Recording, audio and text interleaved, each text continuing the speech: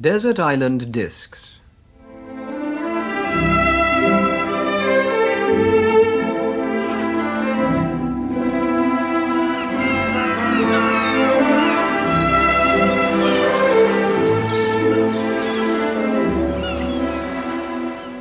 As usual, the castaway is introduced by Roy Plomley.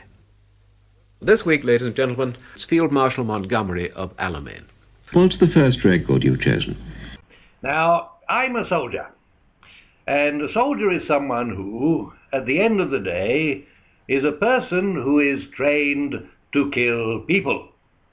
I am often asked, how do you manage to get into the frame of mind where you can kill people? And I say to them that it helps immensely if you believe that what you're doing is for a great and noble cause. And at the end of the day, there is no finer cause than the glory of God Almighty. Now, some people say that the people you're fighting may also believe that they are fighting for the glory of God Almighty too. And this is true. And I can tell you that when you are fighting people who believe that they are fighting for God Almighty, it's no piece of cake. Now, I know that in this day and age, many of you who are listening to me are atheists and agnostics and freethinkers and such like, who do not believe in God Almighty. In my many years as a soldier, I have seen many fine and brave young people who did not happen to believe in God Almighty. Many have given their lives, often in saving others. When I asked some of them why they fought if they did not believe in God Almighty, they often told me that it was because they believed in freedom and they were fighting oppression and tyranny. Now, if you ask me why I believe in God Almighty, I will tell you.